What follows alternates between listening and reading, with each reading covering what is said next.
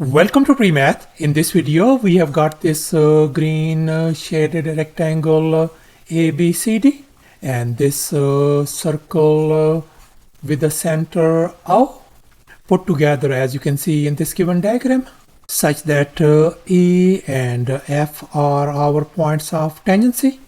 And moreover, this segment AE length is 4 units. Whereas this segment DE length is 5 units. And now our task is to calculate the area of this green shaded rectangle ABCD. Please don't forget to give a thumbs up and subscribe. And please keep in mind that this figure may not be 100% true to the scale. Let's go ahead and get started. And here's our very first step. Let's focus once again on this green shaded rectangle ABCD. And we are interested in calculating the area of this green shaded rectangle. And now let's recall the area of rectangle formula. Area is always equal to the length times the width of the rectangle.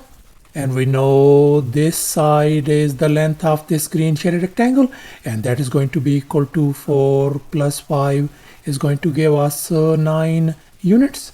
And we know this side is the width of this green shaded rectangle, and this width is unknown. So therefore now our task is to calculate this side CD length. And now in this next step I am going to connect this point F with this center O, as you can see in this next step. And now let's make an observation. We can see this OF is the radius of this circle. I'm going to label this radius as lowercase r. And now let's recall the circle theorem. According to this theorem, the angle between the radius and the tangent line will always be exactly 90 degrees. So no wonder this angle has got to be our 90 degrees angle, since this is our radius and this is our tangent line. And in this next step, I am going to connect this center O with this point of tangency E, as you can see in this next step. And once again, we can see this EO is the radius of this circle. So I'm going to label this one as lowercase r as well. And now let's recall this circle theorem once again. According to this theorem, the angle between the radius and the tangent line will always be exactly 90 degrees. So no wonder this angle has got to be 90 degrees as well, since this is our radius and this side is our tangent line. So therefore we can see we are ended up with this square EOFD. And we can see this segment ED length equals to this segment OF length. We know this length is 5. So therefore this length has got to be 5 units as well.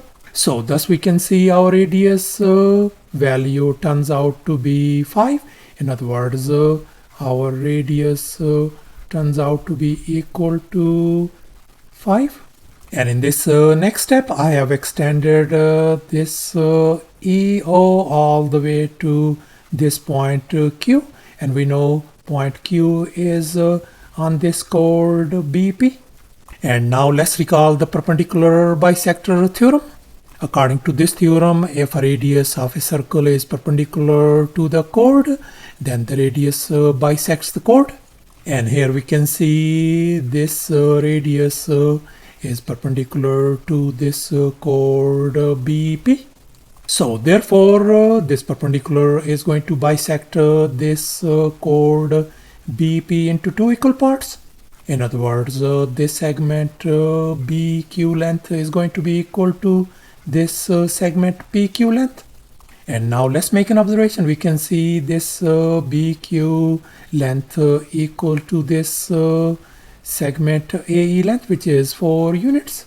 So therefore our this BQ segment length has got to be 4 units. So therefore our this segment PQ length has got to be 4 units as well. And bear in mind that this angle has got to be 90 degrees as well, since this angle is 90 degrees. And now in this next step, I am going to connect this center O with this point P. As you can see in this next step. And now let's make an observation. We can see this OP is the radius of this circle, and we know the radius is 5. So therefore this OP length has got to be 5 units as well. And now we are going to focus on this tiny right triangle OPQ. And we know this side length is 4, this hypotenuse is 5. So now we are going to calculate this OQ side length.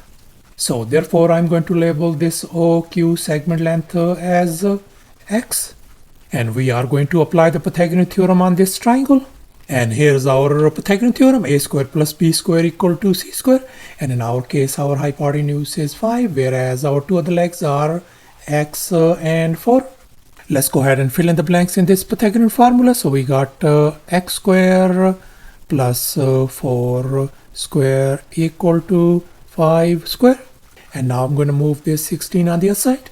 So therefore we are ended up with x square equal to 25 minus 16.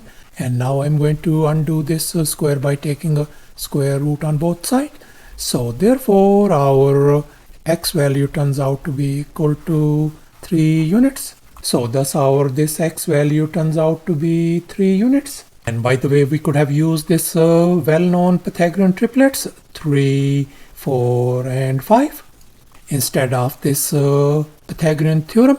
So thus this segment OQ length turns out to be 3.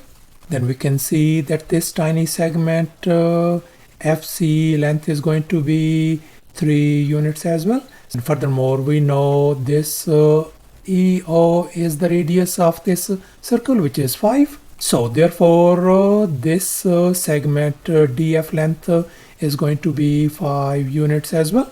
So therefore we can see the width of this green shaded rectangle is going to be simply 5 plus 3 is going to give us 8 units. And likewise the length of this green shaded rectangle is going to be 9 units. And here's our final step. Now we can easily calculate the area of this green shaded rectangle ABCD. And now let's recall the area of a rectangle formula once again. Area equals to length times the width of the rectangle. And here our length is 9 and the width is 8. So therefore this green shaded rectangle area is going to be 9 times 8.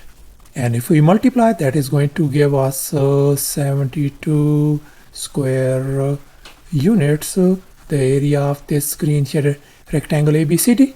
So thus after all the calculations and manipulations, the area of this green shaded rectangle turns out to be 72 square units. In other words, the area of this green shaded rectangle is going to be 72 square units. That's our final answer. Thanks for watching, and please don't forget to subscribe to my channel for more exciting videos. Bye.